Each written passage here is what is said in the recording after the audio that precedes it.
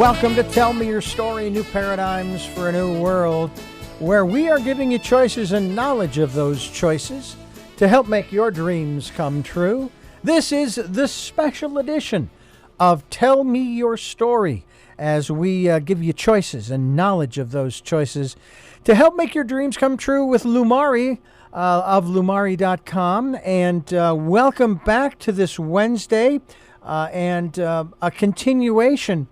We actually split a chapter, and it's great to have you back to put those segments together so we can wrap this chapter up today. I am so excited to be here. This is going to be a sacred blast. Oh, absolutely. Absolutely. And I love the way that you phrase that, sacred blast. Sometimes I think that it would really behoove us to spend more sacred time. And I think that a lot of people, and it doesn't require a lot. I was born and raised Catholic, so when I think of sacred, well, I need candles, and I need incense, and I need a quiet place, and I need a pillow, and I need this. And it's like you really need any of that. It's more a mindset, isn't it, when you're talking about making something sacred?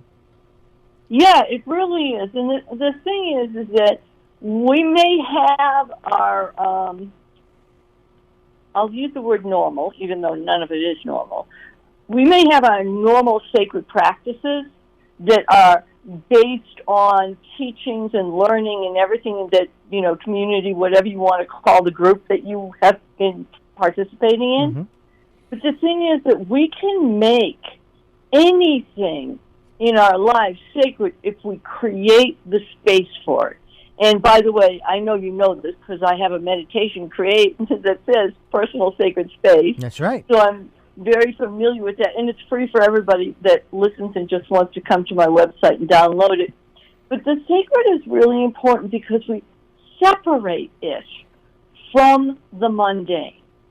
We separate it from the average, everyday stuff. And now, unless you're a very spiritual accountant, you're not going to have sacred space for your taxes. You're going to create a space in your life so that you can be you, connect with the divine, feel the energy, and not have all of those conversations that are rampant in the world influencing or interrupting you. It's really important because we have a world now that is so busy, so influenced by many different things, that we don't set the time aside, and sometimes it can be just 5 minutes where you just don't do, and you be, and you listen. And there's so many different ways to do this that, but it's so important because we are overwhelmed. And if you don't have that sacred space, inspiration doesn't happen either because it is inundated with all of the chatter that a lot of times is meaningless. Mm-hmm. Yeah. No, I couldn't agree with you more on that. It's one of these areas where we and we're missing out big time when we don't take that. I mean, you can, and I don't know if the words are interchangeable, sacred and holy, but to me, it's kind of like the same thing. It's like you need to take that time in your day for you. Yeah. To contemplate the sacredness, the holiness, and I've heard it said too, that holy.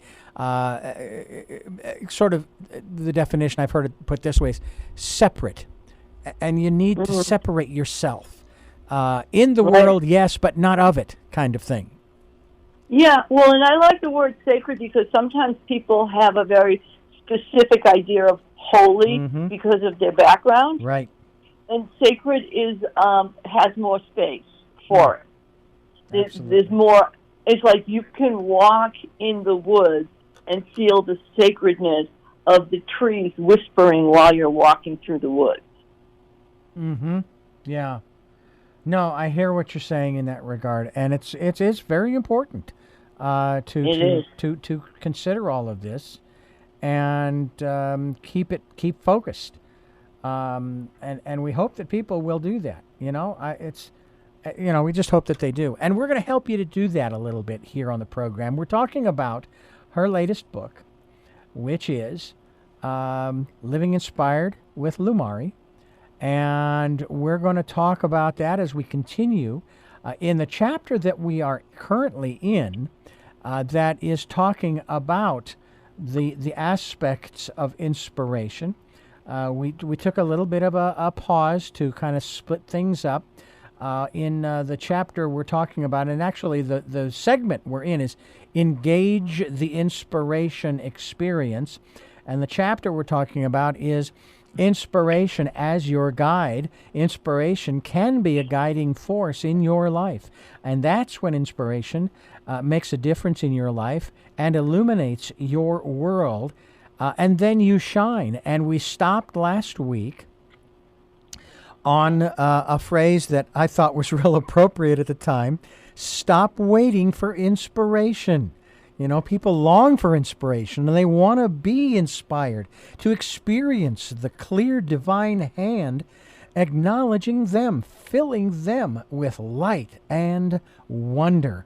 So let's kind of recap that aspect of not waiting. Don't stop and wait for inspiration.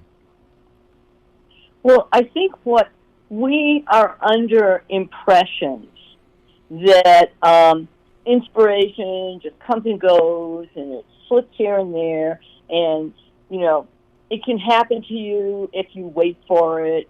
So people are waiting for it to happen. Ooh, I might be inspired for this, and they're waiting for this spark of inspiration, but there's nothing active about waiting. You're not engaging. You're not proactive. You're not looking for it. You're not in the seeking and exciting and active mode. So if you're just hanging around waiting for it to happen, you're probably going to be disappointed, because inspiration isn't something that is fleeting. Now, we might experience it in different ways, but really the thing about inspiration that is really important for everybody to know, you don't want to wait for it. You want to engage in it. You want to ignore the fact that people say it's arbitrary, and you want to connect with inspiration. You want to feel the energy, because when we talk about inspiration, when I talk about inspiration, I say it's awakening, revelation, and transformation. And you want that to take place. And we have so many,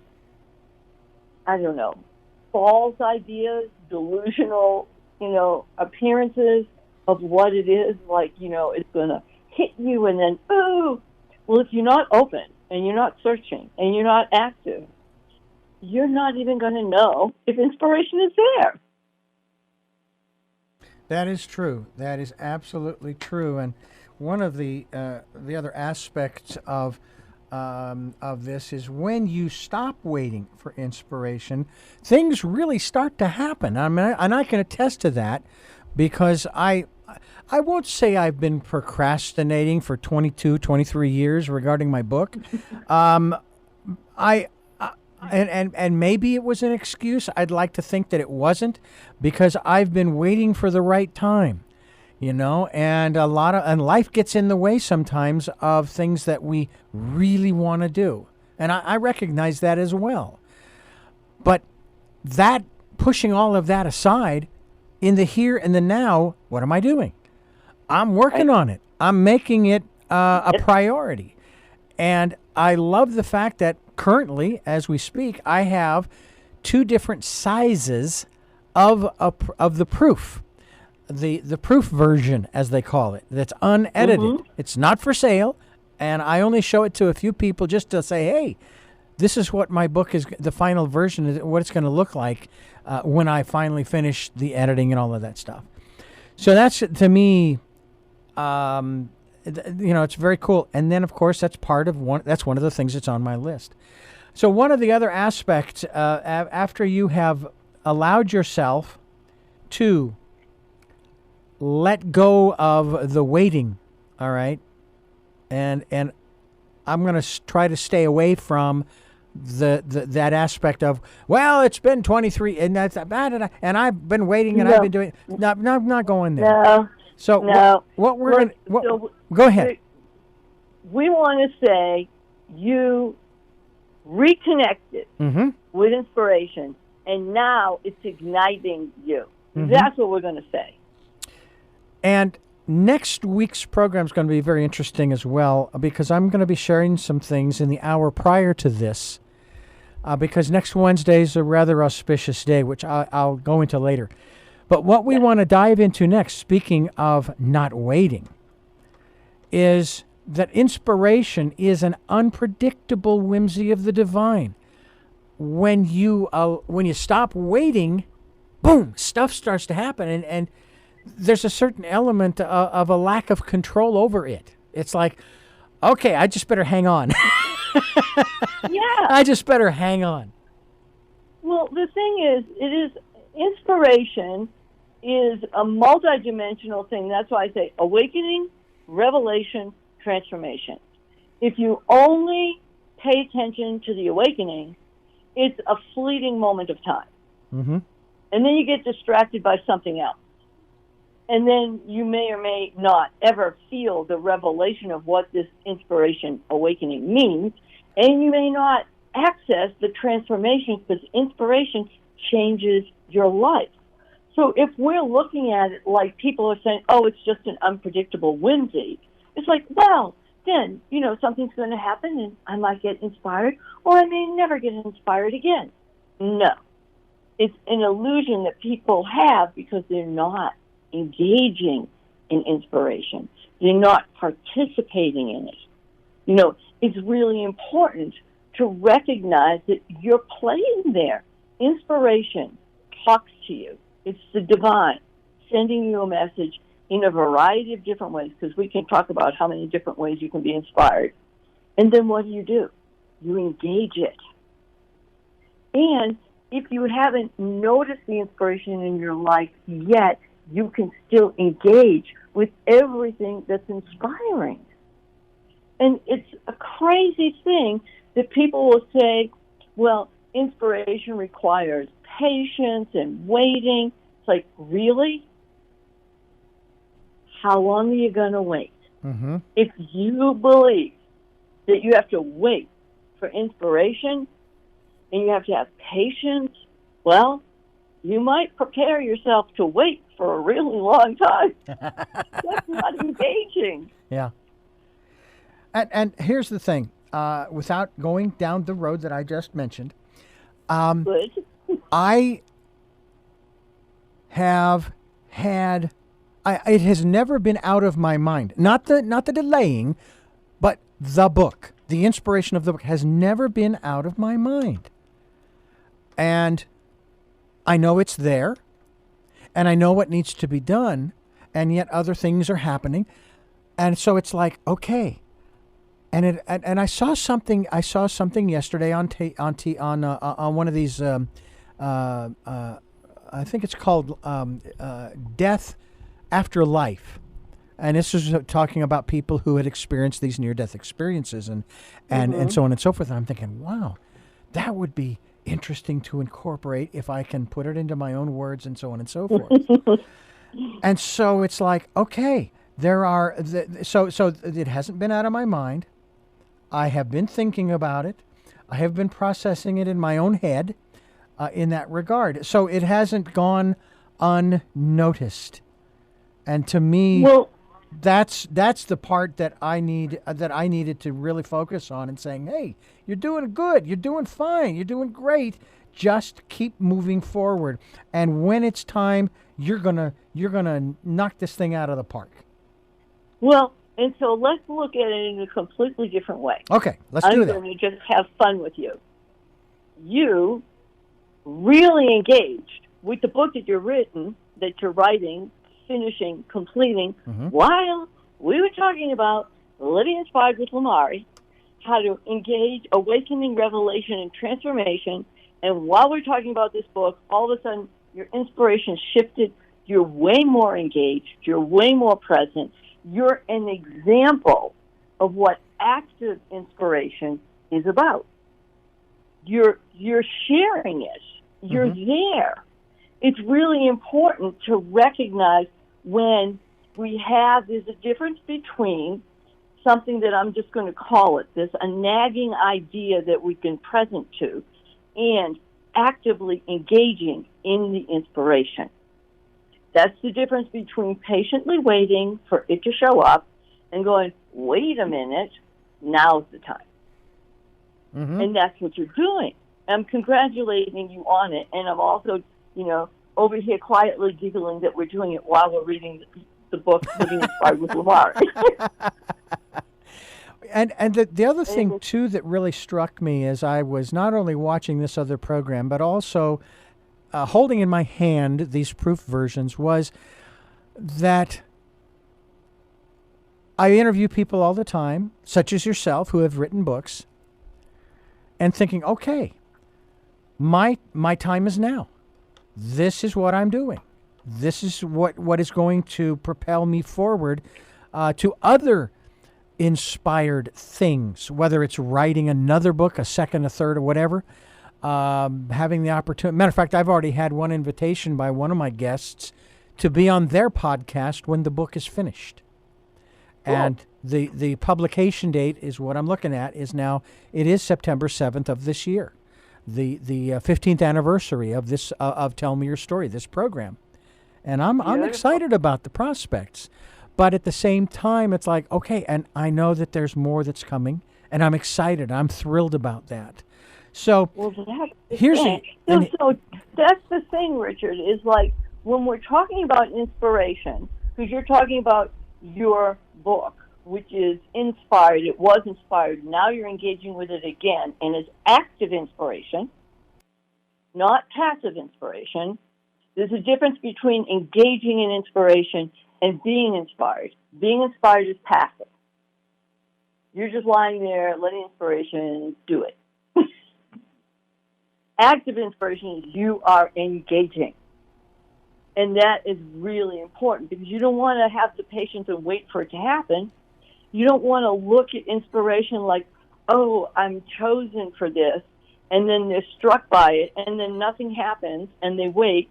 It's like inspiration can be present all the time. Now, technically speaking, I'm going to use the word may instead of it absolutely is.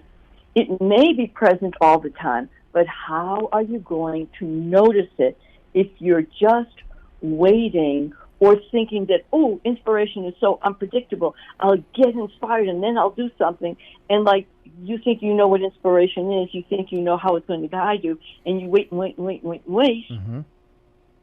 You don't want to do that. Yeah. Or at least I hope you don't want to do that. No. I hope you don't want to wait for inspiration your whole life and finally at 93 you go, whoa, I just had a great idea. I'm on. Well, now here's an interesting, I'm going to call it a contradiction, but I know that it isn't.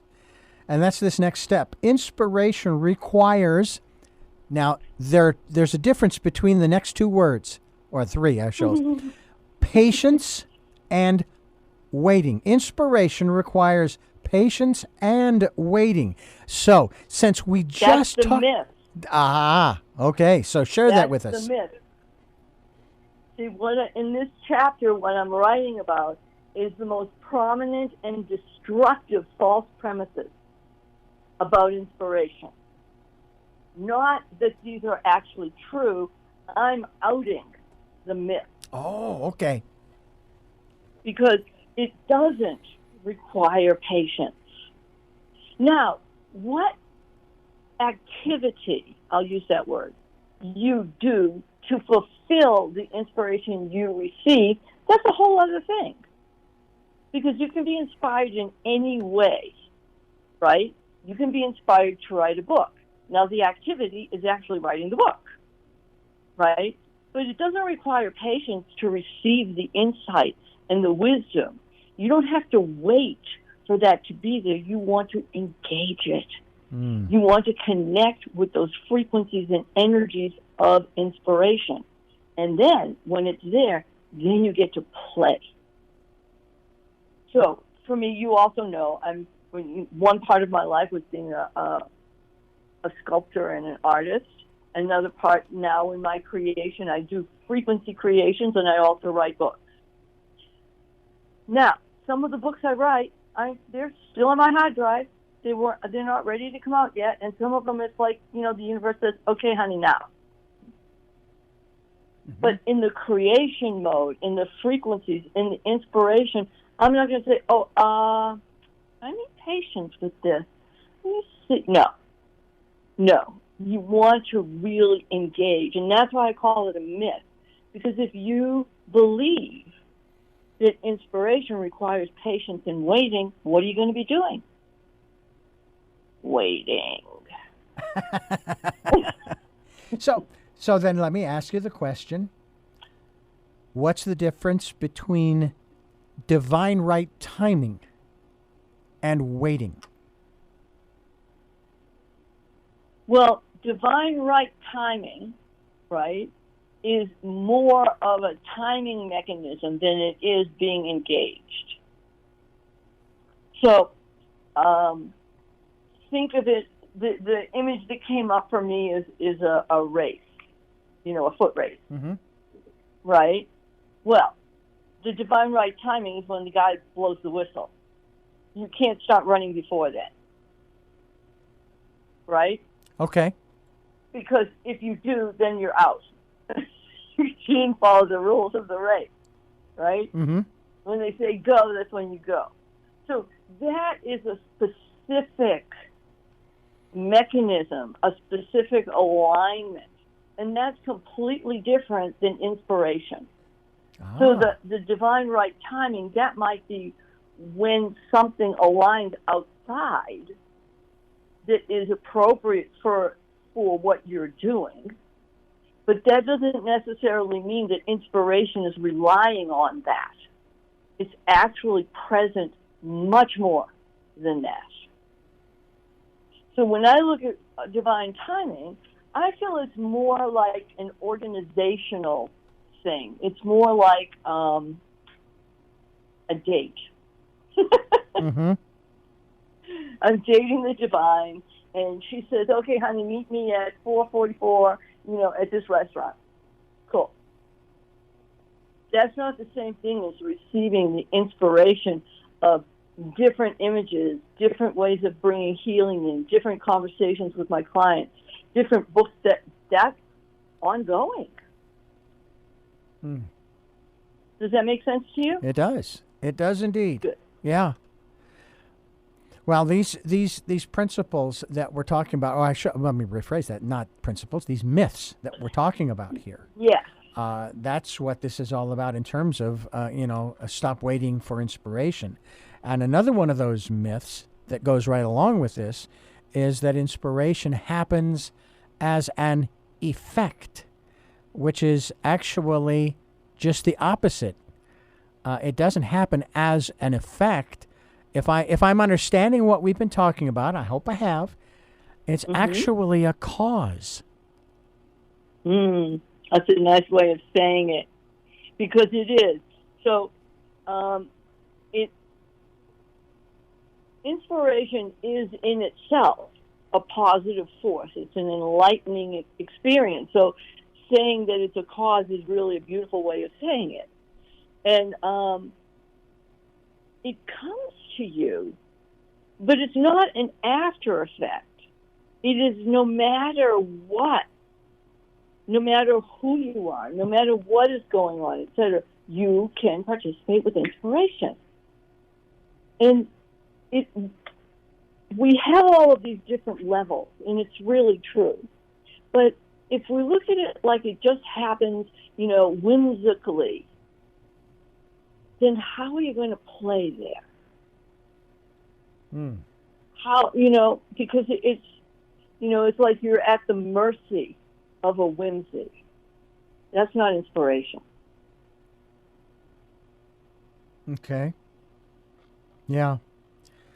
Well, we're talking today with Lumari of Lumari.com about living inspired with Lumari. And we're talking today about the myths in this particular segment of Chapter 16. And one of the others that we are talking about here, of course, is are you about to change the worldview right now? Mm-hmm. And I thought about that, and again, I'm going to use the example of my book, which I guess I could actually rephrase that. It is my book, but it's not my book. It belongs to the universe, and the universe has inspired me to put together these things. Even before I knew I was going to write a book in 2001, when I created the flyer, which is the impetus, and what my wife was going through at the time as also part of the impetus.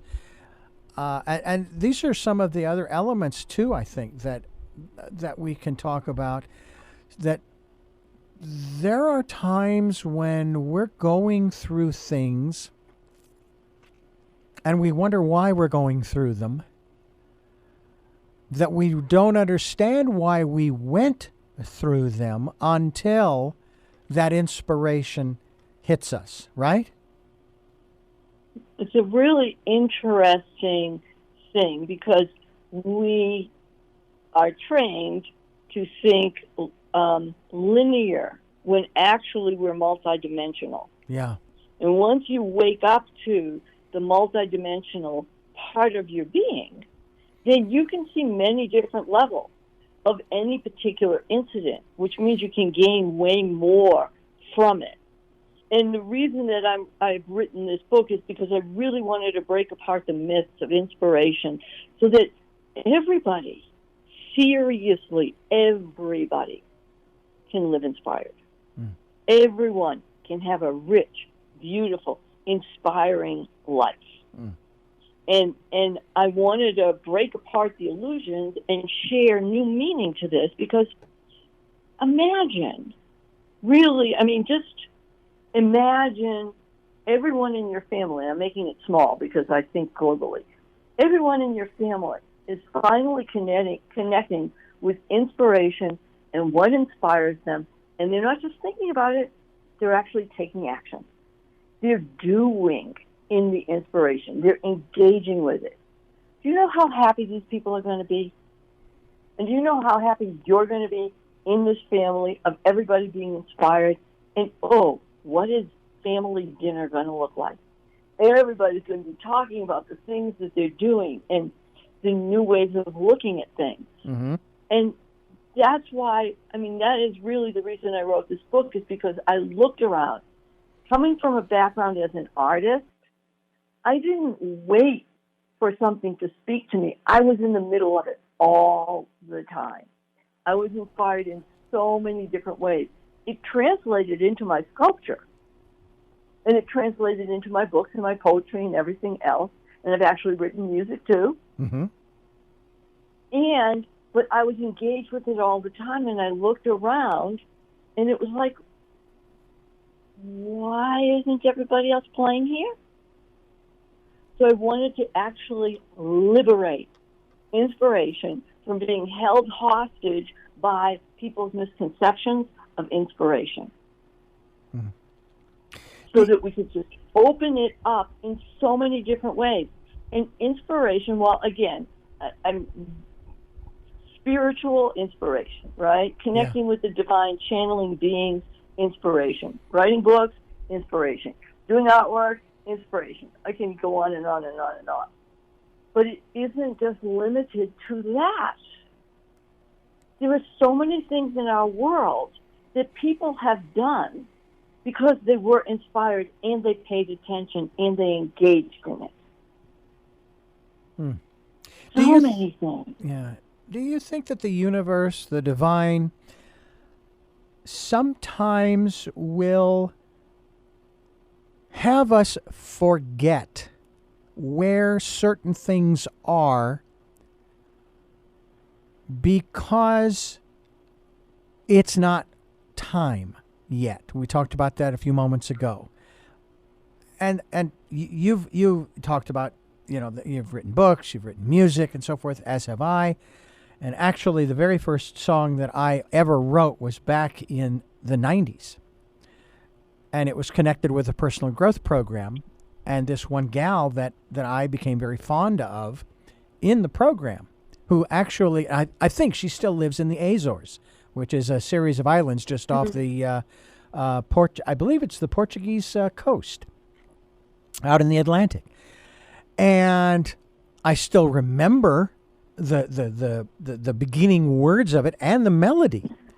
But it's like, I need to find, because I typed it up on the letterhead of the program I was going through. And it's like, I can't find that anywhere. And there's a part of me that sort of said, you know what? Let it go. Don't worry. It'll turn up when it's time. Because I do want to find it. There's that pressing need to locate that, because it's also, there's also other materials, other paperwork that I'm looking for as well. But do you find that the universe will do that from time to time and saying, hey, it's not lost, you didn't throw it out, but it's not time? So, well, I suppose it does. I will have to say that I do not have an organizational strategy. So I could lose things not because the universe wanted me to, but just because I don't know where I put it. It's like, where are my keys? Exactly. Where did I put that? I don't know. Oh, wait. I have it in my hand. Yeah. So it can be all sorts of things like that. But it may simply be that there's something also to focus on and not necessarily that in the moment. So instead of intentionally hiding it so you can discover it later, that may be a more contrived than actually looking at it and going, oh, all right, I'm going to find that. It's on my mind. And by the way, I need to do this right now. Yeah. Because it could be that looking for it is a distraction. Yeah. Yeah. And, but, when we're talking about inspiration, and, I want people to also know that inspiration is positive. It's always uplifting. It's always beneficial. Sometimes it might have immediate guidance for you, and sometimes it's creating an opening and a healing and a transformation for you. And it brings higher frequencies and wisdom and energy, and it's really important. And I want to distinguish this because sometimes people have ideas and they think they're inspiration, and it's not. It's an idea. Mm-hmm. Yeah. I mean, because we can see things in the world, and I'm not going to name any of them. We can see things in the world that people are working on that is an idea, and it is not a pretty idea. It is not a blessing. It is detrimental. That's not inspiration. There's a whole other thing. And the reason I'm saying this is because we're distinguishing the frequencies and the beauty of true inspiration. So inspiration is always an uplifting curiosity that comes to you. And like my joke is always, the divine goes, darling, you to me. Right. Uh-huh. I mean, that's to me, not everybody gets the darling part, right? Right. But, that's kind of the relationship. In the same way as when I'm channeling wisdom and guidance and also conversations from other divine beings, I'm always getting the darling, excuse me, darling, you. I get to pay attention. I get to engage. If I wasn't open and I was just like waiting for what I think inspiration looks like, that would never happen. I would never be present to it. Yeah.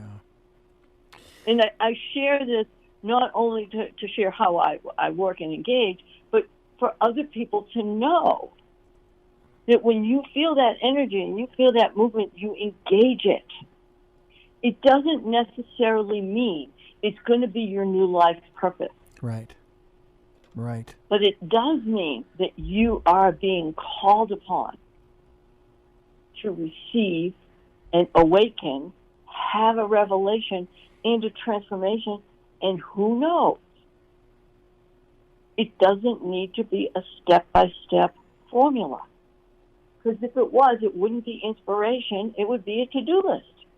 Yeah. I already have one of those. I already have one of those. Only one? Oh my gosh. I'm trying to keep it to one, okay? Because if I go too far afield, then I have to make a list to keep track of the lists, and then it becomes counterproductive. Exactly. Well, LUMARI is fusing many spiritual gifts. She channels the higher vibrations, the Akashic knowing, clear vision, psychic, and practical wisdom, guiding her clients, that would be you and me, and the community, to continue to reach new heights of awakening. And by the way, I can't stand the word woke. I don't even know what it means. I like to stay focused on being awakened, in that regard. And we encourage you to do just that. Align with the higher soul callings. Live a life of fulfillment, joy, creativity, success, and making a positive difference in all our lives, especially us as individuals. But it then in turn turns it around and then makes it a better world for everybody, because we do affect and we do, we make a difference. And for over 30 years, LUMARI has been coaching and guiding visionary leaders, creatives, and change makers to create the high vibes shift to accelerate their gifts, follow their highest destiny, and uplift our world. And through that, she offers you and me a free gift. And it is the Sacred Space meditation. And it's available at lumari.com/sacred space, which helps you to feel clear and whole, connected to your deeper self, and in touch with your own energy, vision, and purpose. And we're talking, of course, in this series, Living Inspired with LUMARI, which engage the lights of awakening, revelation, and transformation. That's the acronym for ART. ART. Awakening, revelation, and transformation. And I'll give you folks a heads up. Number one, it's also available on Amazon. But I'll give you a heads up, folks, that our next series, when this one is completed in a few weeks, we're going to dive into something that I find so fascinating, and I'm hoping to gain some insights, and I know that I will, into how I can do this in accessing that library of libraries, the ultimate source of knowledge, if you will, for each one of us. And that is, we're going to dive into the Akashic Records. Really looking forward to that. But thank you. Just so people are also aware, next week on this program, and a matter of fact, the hour prior to this one, as well as this one, we're going to we're going to stay focused, okay? And we're going to turn the light on, okay? We're going to turn the light on. That's as much as I'm going to give you about continuing being inspired with LUMARI. But it is also an auspicious day because I wrap up, for me personally, I wrap up 64 years on this planet, okay? That day is the conclusion of and the beginning of the 65th year. And you can go into the numerology and all of that stuff, all that you want. But the hour prior, I am going to spend some time going through some of the things. And I'm going to do it, LUMARI, I'm going to do it. I'm going to record it at the beach so that folks hear the background. They hear the sound. And as far as the audio, the video is concerned, I think what I'll do is I'll set up my my phone's camera, if you will, just to record the surf. I won't be on the screen; it'll just be the surf, and then you'll hear me sharing some things, maybe some excerpts from the book that I'm working on to complete. But I've been sharing that for the last few years, the principles that have come up. But one of the things that I would like for you, Lumari, to share here on this program today, as we bring this particular chapter to a close in our conversation, which happens to be inspiration as your guide. Tell us, give us a conclusion or a concluding remarks, if you will, about this aspect of inspiration and allowing inspiration to be our guide. Yes. Thank you. Thank you. So, everyone, I want you to think about if you could invite inspiration into your life instead of waiting for it, would you do that? Would you, right in this moment, invite inspiration as a beautiful guest in your world? And if you could be fully present to that inspiration and let that greater part of your being know that you are part of inspiration, inspiration comes to you and you come to it, would you play there?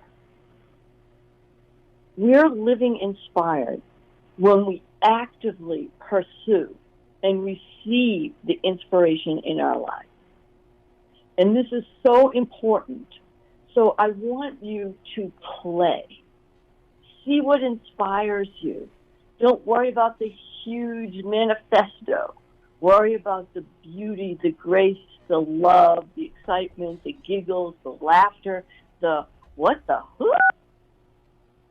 And play in that inspiration, because inspiration is awakening. And when you receive and play in that awakening, everything changes in a positive, blessed way. And as far as I'm concerned, that's where you want to play. Absolutely. Absolutely. And I think I have been coming into that in the last few years. There have been certainly some interesting experiences, I'll put it that way, because there's no success or failure. There's just learning. There's the lessons that have been learned. And the universe is a great teacher. And I've often said this, Lumari, that nature is our greatest teacher. And if we would but stop, look, and listen, whether I'm out there chopping wood or cutting down the weeds or doing this or that or the other thing, especially outside. I've been working on trying to incorporate one of our new hens into the flock. And it's not easy, but I think that eventually we will achieve the unity within the flock. And yet, it is so miraculous. This one hen, her name is Georgina. And we took her in because the gentleman was having difficulty with his other hens giving Georgina a hard time. Our hens, they're not real happy, but I think eventually they'll come around. And I'm willing to take the time. I'm willing to be patient. But she follows me. It's like we have a cat indoors, an elderly cat, 14, 15 years old. She can't see real well, but she uses her ears. And she follows us around the house. Well, this hen does the same thing, and I just marvel at that. That there's this connection. Apparently there's this connection that I have, or that she has with me, and I let her follow me around, inside the run. And it's quite miraculous. And I felt inspired to create a temporary partition between the 7 and the 1 until the 7 become 8. And I do believe that the 8 will come to pass. And to me, it's exciting. It's also exciting to do these programs with you. And I'm looking forward to, as I said earlier, turning on the light, flipping the light switch. And we'll talk about that when we get together next week. And I thank you so much for the work that you've been doing, obviously providing these books through Amazon and so forth, but also sharing this time with us here on Tell Me Your Story. Oh, thank you so much, Richard. Thank you, everyone, for listening and playing and connecting with inspiration, because you get to light the way when you do. Thank you, thank you. Well, until we get together again on our next edition of Tell Me Your Story, especially the special edition, I encourage you folks to go to lumari.com/sacred space and download that request and download the meditation, the sacred space meditation, and make a sacred space somewhere where you can just spend a few moments. And as you said earlier, Lumari, 5 minutes doesn't take much. Mm-hmm. We encourage you to do that. We also encourage you to continue to listen to and watch Tell Me Your Story, New Paradigms for a New World. And until our next broadcast, podcast, videocast, love to Lal. Jeanette, I am still listening. Dad, continue to be happy. Smokey, I'll see you on the other side. And to my very special friend, Zorro, aho, aho.